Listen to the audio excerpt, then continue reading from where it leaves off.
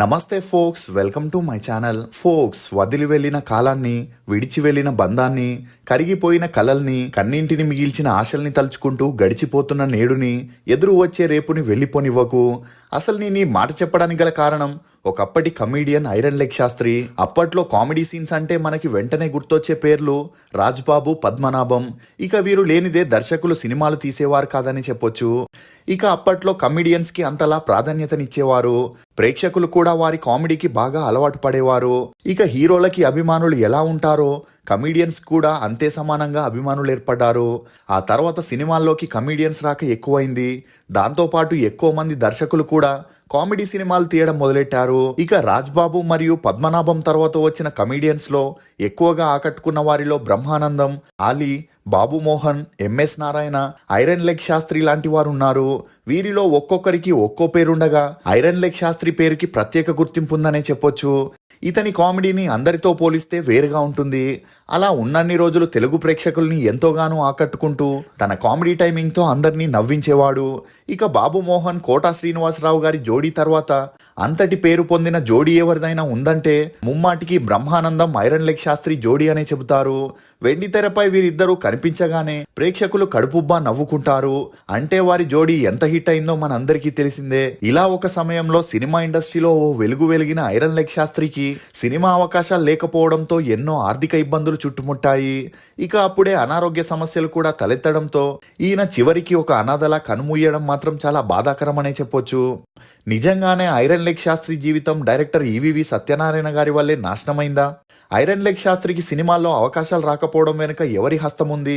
Brahmanandam iron leg Sastry ఫ్యామిలీని ఎందుకు అవమానించాడు? మద్యం వల్లే ఐరన్ లెగ్ శాస్త్రి సంపాదించిందంతా కోల్పోయాడా? ఇప్పుడు ఇతని కొడుక్కి సినిమాల్లో ఎందుకు అవకాశాలు ఇవ్వట్లేదు అనే నమ్మలేని నిజాల్ని ఈ వీడియోలో చెప్పడానికి నేను ప్రయత్నిస్తాను. మీరు మాత్రం ఈ వీడియోని పూర్తిగా చూడండి. ఫోక్స్, నీ పైనున్న వాణ్ణి చూసి బాధపడకు. నీపై నీకే అసహ్యం వేస్తుంది. నీ కిందున్న వాణ్ణి చులకనగా చూడకు. తలపొగరు వస్తుంది. నిన్ను నువ్వు ఎవరితోనూ పోల్చుకోకు. నువ్వు నీలాగే ఉండు, గెలవగలననే నమ్మకం వస్తుంది. Gunupudi Vishwanath Shastri alias iron leg Shastri. ఇతను 1962 అక్టోబర్ 12న ఆంధ్రప్రదేశ్లోని తాడేపల్లిగూడెంలో బ్రాహ్మణ కుటుంబంలో జన్మించాడు. తండ్రి గునుపూడి శ్రీనివాస్ శాస్త్రి, తల్లి గునుపూడి జానకి. ఇతనికి 2 అక్కలు, 2 అన్నయ్యలు కూడా ఉన్నారు. ఇక ఇంట్లో విశ్వనాథ్ శాస్త్రి ఆఖరి సంతానం అయి ఉండడంతో ఇతన్ని చాలా గారాబంగా పెంచారని చెప్పొచ్చు. దీంతో చిన్నప్పటి నుండి తిండి మీద మక్కువ ఎక్కువగా ఉండడంతో చిన్నప్పుడే లావయ్యాడని చెప్పొచ్చు. ఇక తన స్కూలింగ్ ని తాడేపల్లిగూడెంలోని ప్రాథమిక పాఠశాలలో చదివాడు. చదువుల్లో చాలా వెనుకబడి ఉన్న విశ్వనాథ్ శాస్త్రి 7వ తరగతి చదువులకే ఫుల్ స్టాప్ పెట్టేశాడు. ఇక ఇదిలా ఉంటే తండ్రి పౌరహిత్యం చేస్తూ గవర్నమెంట్ కి సంబంధించిన గుళ్లలో కూడా పనిచేయడంతో పని నిమిత్తం ఇతన్ని హైదరాబాద్ కి ట్రాన్స్ఫర్ చేశారు. దీంతో అతను తన చిన్న కొడుకైన విశ్వనాథ్ శాస్త్రితో హైదరాబాద్ కి వచ్చి పని చేసుకుంటుండేవాడు. ఇక అలా విశ్వనాథ్ శాస్త్రికి కూడా పౌరోహిత్యంపై ఇంట్రెస్ట్ పెరగడంతో తండ్రి తనకి తెలిసిన వారి దగ్గర పౌరోహిత్యం నేర్చుకోవడానికి పంపించడం జరిగింది. ఇక అలా సీనియర్ పురోహితుల దగ్గర నేర్చుకుంటూ ప్రతి ఫంక్షన్ కి, పెళ్లికి వారికి అసిస్టెంట్ గా వెళ్లేవాడు. ఇక ఇలా ఉన్నప్పుడే 1990లో విశ్వనాథ్ శాస్త్రికి తన బంధువుల అమ్మాయితో పెళ్లి జరిపించారు. అలా విశ్వనాథ్ శాస్త్రి తన భార్యతో హైదరాబాద్ లోనే సెటిల్ అయ్యాడు. ఇక అలా విశ్వనాథ్ శాస్త్రి పెళ్లిళ్ళకి, ఫంక్షన్స్ కి వెళ్తూ మంచిగా సంపాదిస్తుండేవాడు. ఇదిలా ఉంటే కొన్ని మూవీ ఓపెనింగ్ పూజలకు కూడా విశ్వనాథ్ శాస్త్రి వెళ్తుండేవాడు. ఇక అలా వెళ్లే క్రమంలోనే ఈవీవి సత్యనారాయణ గారి ప్రేమ ఖైదీ మూవీ ఓపెనింగ్ ని 1990లో రామానాయుడు స్టూడియోలో నిర్వహించడం జరిగింది. అలా ఆ మూవీ ఓపెనింగ్ పూజని విశ్వనాథ్ శాస్త్రి చేయడం జరిగింది. ఇక ఆ మూవీ పూజ చేసేటప్పుడే డైరెక్టర్ ఈవీవి సత్యనారాయణ గారు పూజ చేస్తున్న విశ్వనాథ్ శాస్త్రిని చూసి ఇతన్ని మూవీలో పెట్టుకుంటే తన బాడీ లాంగ్వేజ్ తో కామెడీ పండించొచ్చని అనుకున్నాడు. అలా అతని దగ్గరికి వెళ్లి మూవీలో యాక్ట్ చేస్తావా అని అడగగానే అప్పటికే విశ్వనాథ్ శాస్త్రి చాలా వరకు మూవీ ఓపెనింగ్స్ ని చేయడంతో ఇతనికి యాక్టింగ్ మీద ఇంట్రెస్ట్ పెరిగింది. దీంతో విశ్వనాథ్ శాస్త్రి ఇమీడియట్ గా ఒప్పుకోవడంతో ఆ మూవీలో బ్రహ్మానందం అసిస్టెంట్ గా ఐరన్ లెగ్ శాస్త్రి అనే పాత్రనివ్వడం జరిగింది. ఇక ఆ మూవీలో అతనిది చిన్న పాత్రనే చెప్పొచ్చు. అలా ప్రేమ ఖైదీ మూవీ 1991లో రిలీజ్ అయి బ్లాక్ బస్టర్ హిట్ అయింది. కానీ ఇతని పాత్రకి అంతలా గుర్తింపు రాలేదు. ఇక ప్రేమ ఖైదీ మూవీతో డైరెక్టర్ ఈవీవి సత్యనారాయణ గారు బిజీయెస్ట్ డైరెక్టర్ గా మారారు. దీంతో విశ్వనాథ్ శాస్త్రికి రాజేంద్ర ప్రసాద్ హీరోగా నటించిన అప్పుల అప్పారావు మూవీలో ఈవీవి గారు బ్రహ్మానందం కాంబినేషన్ లో ఒక క్యారెక్టర్ నివ్వడం జరిగింది. ఇక ఆ మూవీలోనూ ఐరన్ లెగ్ శాస్త్రి పాత్రనివ్వడంతో పాటు ఫుల్ లెంత్ రోల్ నివ్వడం జరిగింది. కానీ ఐరన్ లెగ్ శాస్త్రికి యాక్టింగ్ లో అంతలా అవగాహన లేకపోవడంతో తన హెవీ బాడీని చూపిస్తూ డైరెక్టర్స్ కామెడీని పండించేవారు. ఇక పక్కన బ్రహ్మానందం ఉండడంతో వీరి కాంబినేషన్ లో వచ్చే ప్రతి సీను నవ్వు తెప్పించేది. ఇక అలా 1991లో అప్పుల అప్పారావు మూవీ రిలీజ్ అయి బ్లాక్ బస్టర్ హిట్ అయింది. అలా ఆ మూవీతోనే విశ్వనాథ్ శాస్త్రి కాస్త ఐరన్ లెగ్ శాస్త్రిగా పాపులర్ అయ్యాడు. ఎంతలా అంటే ఇతను నార్మల్ గా రోడ్ మీద గానీ బస్లో గానీ వెళ్తుంటే జనాలంతా గుమిగూడి ఇతనితో ఆటోగ్రాఫ్ తీసుకునేవారు. ఇక అలా ఇతన్ని ఇంతకు ముందు పట్టించుకోలేని వారంతా ఇప్పుడు మర్యాదలు ఇవ్వడంతో పౌరోహిత్యం కంటే సినిమాల్లోనే ఎక్కువగా పేరు డబ్బు రావడంతో ఇతను పౌరోహిత్యాన్ని వదిలేశాడు. ఇక ఇదిలా ఉంటే ఇతనికి ఈవీవి గారితో పెరిగిన స్నేహం కారణంగానే తను చేసే అన్ని మూవీస్ లో ఛాన్స్ ఇవ్వడం జరిగింది. అలా అబ్బాయి గారు, ఏవండి ఆవిడ వచ్చింది, ఆలీబాబా అరడజన్ దొంగలు అని చేస్తూ 1993లో జంబలకడి పంబ అనే మూవీలో ఈవీవి గారు ఐరన్ లెగ్ శాస్త్రికి ఒక మంచి పాత్రని ఇవ్వడం జరిగింది. అలా ఈ మూవీ రిలీజ్ అయి బ్లాక్ బస్టర్ హిట్ అవడంతో ఇతర డైరెక్టర్స్ కూడా ఐరన్ లెగ్ శాస్త్రికి ఛాన్స్లు ఇవ్వడం మొదలెట్టారు. అలా రాజేంద్రుడు, గజేంద్రుడు, గరానా అల్లుడు, వద్దు బావా తప్పు, ఎం ధర్మరాజు, ఎంఏ, ఊరికి మొనగాడు, మౌనమని 1990 నుండి 2001 వరకు బ్యాక్ టు బ్యాక్ సినిమాల్లో నటించాడు. ఇక అలా ఇతను చేసిన 150 సినిమాల్లో 100 సినిమాలకి పైగా ఐరన్ లెగ్ శాస్త్రి పాత్రనే పోషించాడు. అంతేగాని ఇతనికి ఏ మూవీలోనూ యాక్టింగ్ స్కోప్ ఉండే క్యారెక్టర్స్ ని ఇచ్చేవారు కాదు. ఎందుకంటే ఐరన్ లెగ్ శాస్త్రి మొదటి నుండి యాక్టింగ్ ని ఇంప్రూవ్ చేసుకోకుండా అన్ని మూవీస్ లో ఫ్లాట్ ఎక్స్ప్రెషన్స్ ఇవ్వడంతో సోలోగా ఇతను కామెడీని పండించలేడని డైరెక్టర్స్ అనుకునేవారు. దీంతో ఇతనికి డైరెక్టర్స్ తో ఉన్న మంచి పరిచయం కారణంగా మూవీలో ఇతనికి క్యారెక్టర్స్ లేకున్నా ఐరన్ లెగ్ అనే పాత్రని ఇతని కోసమే రాసేవారని చెప్పొచ్చు. నేను వేణుమాధవ్ వీడియోలో చెప్పినట్టు ఒకసారి సినిమా ఇండస్ట్రీలో సక్సెస్ అనేది వస్తే ఫ్రెండ్ సర్కిల్ కూడా ఆటోమేటిక్ గా పెరుగుతుంది.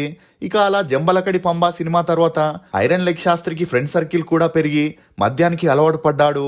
అంతేకాకుండా తనతో యాక్ట్ చేసే ఫీమేల్ ఆర్టిస్టులతో పార్టీలు చేస్తూ చెడు అలవాట్లకి బానిసవుతూ వచ్చాడు.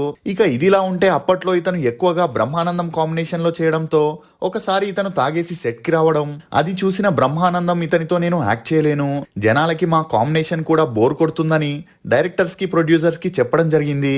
దీంతో ఐరన్ లెగ్ శాస్త్రికి సినిమాల్లో ఛాన్సులు తగ్గుతూ వచ్చాయి. ఇక ఈ చెడు అలవాట్ల వల్లే తన బాడీ కూడా మరింత హెవీగా మారింది. ఇక ఇదిలా ఉంటే అప్పట్లో ఐరన్ లెగ్ శాస్త్రికి ఒక మూవీలో 3 నుండి 4 రోజుల షూటింగ్ ఉండేది. ఇక తన రెమ్యూనరేషన్ ని మేనేజర్స్, ప్రొడ్యూసర్స్ కూడా కరెక్ట్ టైంకి ఇచ్చేవారు కాదు. ఇచ్చినా కూడా అందులో సగానికి సగం మేనేజర్స్ తీసుకొని కొంతవరకు డబ్బుని మాత్రమే ఇచ్చేవారని చెప్పొచ్చు. ఇక ఇదే సమయంలో ఐరన్ లెగ్ శాస్త్రికి 1992లో ఒక కొడుకు, 1998లో ఒక అమ్మాయి జన్మించారు. అలా ఫ్యామిలీ బాధ్యతలు పెరగడంతో పాటు ఐరన్ లెగ్ శాస్త్రికి ప్రాపర్ ఇన్కమ్ లేకపోవడం, వచ్చిన డబ్బుల్ని తాగుడికి తిరుగుడికి ఖర్చు పెట్టడంతో తన ఇంటి ఆర్థిక పరిస్థితులు రోజు రోజుకి దారుణంగా మారాయి. ఇక అలా ఐరన్ లెగ్ శాస్త్రి డైరెక్టర్స్ ని ఛాన్స్ ఇవ్వమని అడిగినా ఎవరు ఇతనికి ఛాన్స్లను ఇచ్చేవారు కాదు. ఇక బ్రహ్మానందం కూడా గుండు హనుమంతరావు కాంబినేషన్ లో చేస్తూ ఆడియన్స్ ని మంచిగా ఎంటర్టైన్ చేస్తుండేవాడు. అలా ఐరన్ లెగ్ శాస్త్రి బ్రహ్మానందం ని ఛాన్స్ల కోసం అడగాలనుకున్నా బ్రహ్మానందం ఇతన్ని కలవడానికి ఇష్టపడేవాడు కాదు. ఇక ఇలా సినిమాల్లో ఛాన్సులు లేకపోవడంతో ఐరన్ లెగ్ శాస్త్రి అప్పులు చేసి మరీ కుటుంబాన్ని పోషించే సిచ్యువేషన్ కి వచ్చాడు. ఇక 2000 సంవత్సరం నాటికి పూర్తిగా సినిమా ఛాన్సులు తగ్గినా గానీ ఎవరైనా సినిమాల్లో ఒక చిన్న పాత్రనివ్వకపోతారా అని ఐరన్ లెగ్ శాస్త్రి ఆశతో ఎదురు చూసేవాడు. ఇక అలా ఎవరు రాకపోయేసరికి ఇతను మానసికంగా కృంగిపోయి మద్యానికి బానిసయ్యాడు. దీంతో ఇతనికి డయాబెటీస్, కిడ్నీ ప్రాబ్లమ్స్ కూడా వచ్చాయి. అలా ఇతన్ని టెస్ట్ చేసిన డాక్టర్లు ఆపరేషన్ చేయాలని చెప్పగా తన ట్రీట్మెంట్ కోసం ఆర్టిస్ట్ అసోసియేషన్ని, బ్రహ్మానందంని, ఆలీని, బాబు మోహన్ లాంటి వారిని సహాయం కోసం అడిగినా ఎవరు ఇతనికి సహాయం చేయలేదు. అంతేకాకుండా అప్పిచ్చిన వారంతా ఇంటి దగ్గరికి వచ్చి గొడవ చేయడం మొదలెట్టారు. ఇక అలా ఇంటి ఆర్థిక పరిస్థితులు దృష్టిలో పెట్టుకొని సినిమాల్నే నమ్ముకుంటే అవ్వదని ఐరన్ లెగ్ శాస్త్రి 2003 తర్వాత ఇండస్ట్రీకి పూర్తిగా ఫుల్ స్టాప్ పెట్టేసి తన సొంతూరైన తాడపల్లిగూడెంకి వెళ్లి అక్కడే పౌరోహిత్యాన్ని స్టార్ట్ చేశాడు. కానీ పిల్లల చదువు నిమిత్తం భార్య పిల్లల్ని హైదరాబాద్ లోనే ఉంచడం జరిగింది. ఇక ఇతను తాడపల్లిలో ఒంటరిగా ఉంటూ పూజలు, వ్రతాలు, పెళ్లిళ్ళు చేయడం మొదలెట్టాడు. ఇక ఇతను సినిమాల్లో నటించాడు, ఎక్కువ డబ్బులు అడుగుతాడని కొంతమంది ఇతన్ని పౌరోహిత్యానికి పిలిచేవారు కాదు. మరికొంతమంది ఇతని సిచ్యువేషన్ ని క్యాష్ చేసుకొని తక్కువ డబ్బుల్ని ఇచ్చేవారు. ఇక ఇదిలా ఉంటే సినిమాల్లో తను చేసిన ఐరన్ లెగ్ శాస్త్రి పాత్ర వల్లే తన సెకండ్ ఇన్నింగ్స్ చాలా దుర్భరంగా మారిందని చెప్పొచ్చు. అలా ఇతను చేసిన పెళ్లిళ్ళు గాని, ఫంక్షన్స్ గాని ఫ్లాప్ అయితే ఇతనిది ఐరన్ లెగ్ కాబట్టే ఇలా జరిగిందని, వ్యాపారంలో నష్టం వచ్చినా ఇతను పూజలు చేయడం వల్లే ఇలా అయిందనే వార్తలు ఆ ఊర్లో స్ప్రెడ్ అయ్యాయి. ఇక ఇతను సినిమాల్లో చేసిన క్యారెక్టర్ ని బయట కూడా నిజమని నమ్మి కొంతమంది ఇతన్ని దూరం పెట్టారు. ఇది మాత్రమే కాకుండా ఒక ఫంక్షన్ కోసం బెంగళూరుకి వెళ్లి హైదరాబాద్ కి వస్తున్న సమయంలో ఇతనున్న బస్సు 2 సార్లు బ్రేక్ డౌన్ అయింది. దీంతో ఆ బస్సులో ఉన్న కొంతమంది ఇదంతా ఐరన్ లెగ్ శాస్త్రి వల్లే జరుగుతుందని గొడవ చేసి అతన్ని బస్సు నుండి మధ్యలోనే దింపేశారు. ఇక ఇలాంటి సంఘటనలతో ఐరన్ లెగ్ శాస్త్రి చాలా మానసికంగా కుమిలిపోయాడనే చెప్పొచ్చు. ఇక సినిమా ఇండస్ట్రీలో తన స్నేహితులని నమ్మిన వారు హ్యాండ్ ఇవ్వడంతో అప్పటి నుండి ఎవరితోనూ స్నేహం చేసేవాడు కాదు. ఉన్నంత వరకు ఒంటరిగా ఉంటూ మద్యాన్ని తీసుకునేవాడు. ఇక అలా మద్యం ఎక్కువ అవటం వల్ల హెల్త్ చాలా సీరియస్ అయింది. అలా రక్తపు విరోచనాలు అవ్వడం, కళ్ళు ముక్కు చెవుల నుండి రక్తం బయటికి రావడంతో ఒంటరిగా తను హాస్పిటల్ కి వెళ్లి జాయిన్ అవ్వడం జరిగింది. ఇక అలా ఇతన్ని చెక్ చేసిన డాక్టర్స్ ఎవరినైనా రమ్మని చెప్పడం జరిగింది.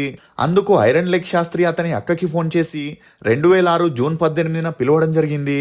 ఇక అలా ఆ డాక్టర్ ఆమెతో ఇతను ఒక్కరోజు మించి బ్రతకడం కష్టమని చెప్పడంతో ఈమె ఇమీడియట్ గా హైదరాబాద్ లో ఉన్న తన భార్య పిల్లలకి ఫోన్ చేసి రమ్మని చెప్పడం జరిగింది. కానీ 2006 జూన్ 19 ఉదయం 2 గంటలకి ఐరన్ లెగ్ శాస్త్రి హెల్త్ చాలా సీరియస్ అయి తన 44వ ఏటకి కన్ను మూసారనే చెప్పొచ్చు. ఇక ఇతను మరణించాక హాస్పిటల్ వారు ఆ బాడీని తన అక్కకి అప్పగించగా ఆమె దగ్గర డబ్బులు లేని కారణంగా ఒక రిక్షాని మాట్లాడుకొని శవాన్ని ఇంటి దగ్గరికి తీసుకెళ్లాలనుకుంది. కానీ హెవీ పర్సనాలిటీ అయిన ఐరన్ శాస్త్రి బాడీ మధ్య భాగం మాత్రమే రిక్షాలో ఉండి తలా కాళ్ళు బయటకు వేలాడుతూ ఇంటికి తీసుకెళ్లడం జరిగింది.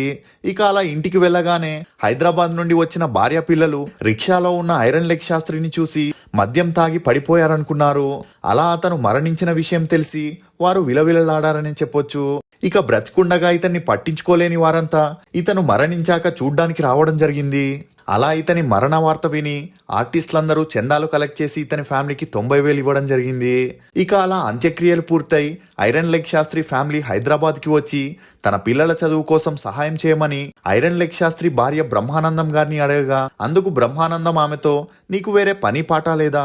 ఆల్రెడీ నేను చందాలు కలెక్ట్ చేసినప్పుడు మనీ ఇచ్చాను, ఎన్నిసార్లని హెల్ప్ చేస్తాను, ఏదైనా పని చేసుకుని బ్రతకొచ్చు కదా అని వారిని అవమానించి పంపించడం జరిగింది. ఇక ఇదిలా ఉంటే ఐరన్ లెగ్ శాస్త్రి కొడుకైన ప్రసాద్ కి తన తండ్రిలాగే సినిమాల్లో యాక్ట్ చేసి మంచి నేమ్ ని ఫేమ్ ని మనీని సంపాదించాలనే ఇంట్రెస్ట్ ఉండడంతో సినిమాల్లో ట్రై చేయడం మొదలెట్టాడు. కానీ ఎవరు ఇతనికి సపోర్ట్ చేయలేదు.